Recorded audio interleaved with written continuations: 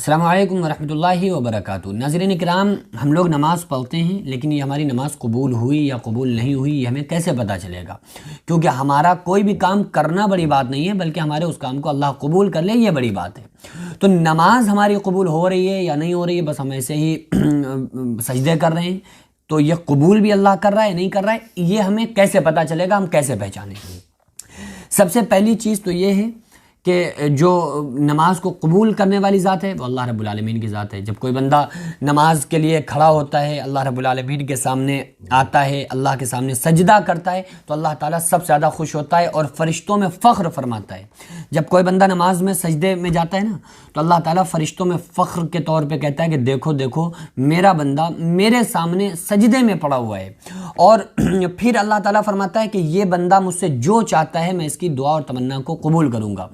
لیکن آپ کے ذہن میں یہاں پہ ایک اور سوال آ رہا ہوگا کہ بھائی ہم بہت ساری چیزیں چاہتے ہیں، ہم نماز کے بعد دعا کرتے ہیں، لیکن ہماری دعا قبول نہیں ہو رہی ہے۔ تو دعا جن لوگوں کی قبول نہیں ہوتی ہے اس کے پیچھے ایک راز ہے۔ آقا علیہ الصلوۃ والسلام نے ارشاد فرمایا، ہمارے نبی صلی اللہ علیہ وسلم نے ارشاد فرمایا کہ انسان کی دعا اللہ تعالیٰ ضرور قبول کرتا ہے، لیکن دعا کی 3 قسمیں ہیں۔ پہلی تو یہ ہے کہ اللہ تعالیٰ فوراً قبول کر لیتا ہے، دوسری یہ ہے کہ کسی مصلحت سے کچھ دیر کے بعد قبول کرتا ہے، تیسری یہ ہے کہ انسان کی وہ اس دعا کا بدلہ قیامت کے دن دیا جائے گا۔ اب آپ سوچ رہے ہوں گے کہ بھائی اگر ہمیں قیامت کے دن ہم دعا یہاں مانگ رہے ہیں اور ہمیں اس کا بدلہ قیامت کے دن ملے گا، تو ہمیں کیا کرنا؟ ہمیں تو دنیا کے اندر فارچونر چاہیے، ہمیں دنیا کے اندر کار چاہیے، ہمیں دنیا میں بنگلہ چاہیے، یہاں تو مل نہیں رہا ہے، پھر ہمیں وہاں قبول ہوگی تو ہمارا کیا اس میں فائدہ ہے؟ دیکھیے جن لوگوں کی دعا فائدہ کیا ہے آپ اندازہ لگا سکتے ہیں۔ جن کی دعا دنیا میں قبول نہیں ہوئی، تو جب قیامت کے دن اللہ تعالیٰ ان کے لیے وہ اجر و انعام دے گا نا کہ دیکھو ہم نے تمہاری دنیا میں دعا قبول نہیں کی تھی، اس کا بدلہ اور صلہ اجر مجھ سے آج یہ لو، آج تمہیں اس کے بدلے میں دے رہا ہوں جو دنیا میں نے تمہاری دعا قبول نہیں کی تھی۔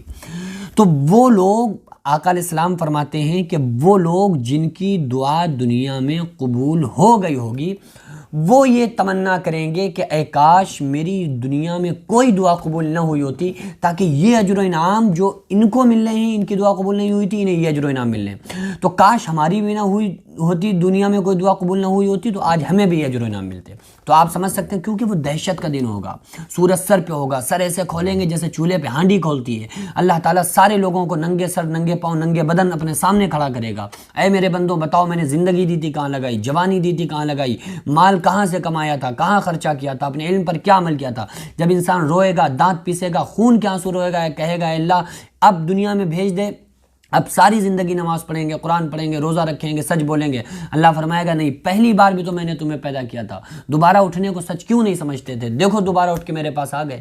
تو یہ ساری چیزیں جب ہوں گی تو اس لیے وہ قیامت کا دن ہے نا، قیامت القاریہ ما القاریہ، کھڑکھڑا دینے والی، وما ادراک ما القاریہ، تمہیں کیا معلوم کھڑکھڑا دینے والی کیا ہے؟ اذا وقعت الواقعہ، جب واقع ہونے والی واقع ہو جائے، لیس لوقعتہا کاذبہ، جس کے واقع ہونے میں کچھ جھوٹ نہیں، الحاقۃ ما الحاقہ وما ادراک ما الحاقہ، یہ سب قیامت کا ہولناکیاں اللہ تعالیٰ اس میں بیان کر رہے ہیں۔ تو ان کی دعا اللہ تعالیٰ اس دن پوری کرے گا اور اس پر اجر و انعام عطا فرمائے گا۔ اب سوال یہ پیدا ہوتا ہے کہ ہم اور آپ کی نماز میں جب ہوتے ہیں تو اللہ فرماتا ہے میں نے اس کی دعا کو قبول کر لیا، جائز دعا کو جو جائز ہوگی۔ تو اگر یہاں قبول نہیں ہو رہی تو اللہ تعالیٰ اس کا صلہ میں قیامت کے دن عطا فرمائے گا، تو بندہ بہت خوش ہوگا، کہے گا کاش کوئی دنیا میں ہماری دعا قبول نہ ہوئی ہوتی۔ بہرحال جب نماز بندے کی قبول ہو جاتی ہے، اللہ تعالیٰ جب نماز کو قبول کر لیتا ہے، اس کی ایک اہم نشانی یہ ہے کہ جب بندہ اگلی نماز پڑھ لے تو یہ اسے گمان کرنا چاہیے کہ ہماری پچھلی نماز اللہ تعالیٰ نے قبول کر لی۔ اس کی میں آپ کو ایک مثال دیتا ہوں۔ مثلا آپ کسی کے گھر پہ پہنچے یا آپ نے اپنے گھر پہ کسی کو بلایا اور آپ اس سے متاثر ہو گئے۔ اب آپ جب اس سے متاثر ہو گئے، بہت زیادہ آپ اس سے بہت اچھے سے آپ نے بات کی، وہ چلا گیا، تو اگر آپ کا دل چاہے گا آپ اس سے خوش ہو گئے تو ہی اسے دوبارہ انوائٹ کرو گے نا۔ اگر وہ ٹینشن دے کے چلا گیا، فالتو کی باتیں بتا کے چلا گیا، تو آپ اسے بلاؤ گے دوبارہ کیا ہو ہمارے گھر؟ وہ آپ کہو گے ارے یار ہٹاؤ ٹینشن، کہاں لے کے بیٹھیں گے۔ لیکن اگر آپ کے مائنڈ اس سے کھل گیا تو آپ کہو گے یار آؤ شام میں آ جاؤ، دوسرے دن پھر فون کرو گے بھائی گھر پہ آ جاؤ. کیوں؟ کیونکہ آپ نے اس کے بیٹھنے کو قبول کر لیا, یعنی کہ اس کا بیٹھنا آپ کو اچھا لگا, تو اس لیے آپ نے اگلی بار اسے دعوت پہ بلایا یا پھر سے دوبارہ گھر پہ اپنے بلایا. اسی طرح سے جب کوئی بندہ اللہ کے سامنے کھڑا ہوتا ہے اور اللہ تعالیٰ اس کی اس عبادت کو, نماز کو قبول کرتا ہے, تو پھر اسے اگلی نماز کی توفیق عطا فرما دیتا ہے. مثلا اگر آپ نے فجر کی نماز پڑھی, اس کے بعد ظہر کی نماز پڑھ لی, تو ظہر کی نماز پڑھنا یہ غالب گمان انسان کو رکھنا چاہیے کہ ہماری فجر قبول ہو گئی, اسی لیے اللہ نے ہمیں اپنے سامنے کھڑا کیا. آپ کے دروازے سے نہ جانے کتنے لوگ گزرتے ہیں سامنے, لیکن آپ کسی کو بلاتے ہو. کچھ اس میں لوگ ہوتے ہوں گے جنہیں کہتے ہو کہ بھائی آ جاؤ گھر پہ چائے پی لو آ کے, پھر ان میں کچھ لوگ ہوتے ہوں گے جن سے آپ کہتے ہو بھائی کھانا بھی کھا لو. تو اسی طرح سے نہ جانے کتنے لوگ مسجد کے دروازوں سے نکلتے ہیں, گھر میں عورتیں جو نماز نہیں پڑھتی ہیں, لیکن اللہ تعالیٰ مخصوص بندوں کو جن سے محبت کرتا ہے انہی کو اپنے سامنے کھڑا کرتا ہے. اور اگر آپ نے ظہر کے بعد عصر کی نماز پڑھ لی تو آپ سمجھ لیں آپ کی ظہر قبول ہو گئی. عصر کے بعد مغرب کی نماز آپ نے پڑھ لی تو آپ سمجھیں کہ عصر اللہ نے قبول کر لی. اسی لیے تو ہمیں مغرب میں اپنے سامنے اگلی نماز میں کھڑا کرنے کی توفیق دی, ورنہ اللہ تعالیٰ کیوں سب کو اور کسی کو نہیں دیتا, مخصوص بندوں کو اللہ تعالیٰ اپنے سامنے کھڑا کرنے کی توفیق دیتا ہے. اگر آپ نماز نہیں پڑھتے ہو تو یہ مت سمجھو کہ ہمیں وقت نہیں ملا, بلکہ یہ سمجھو کہ ہم اتنے گناہ گار ہیں, اتنے زیادہ برے انسان ہیں کہ اللہ نے اپنے سامنے کھڑا کرنا بھی پسند نہیں کیا.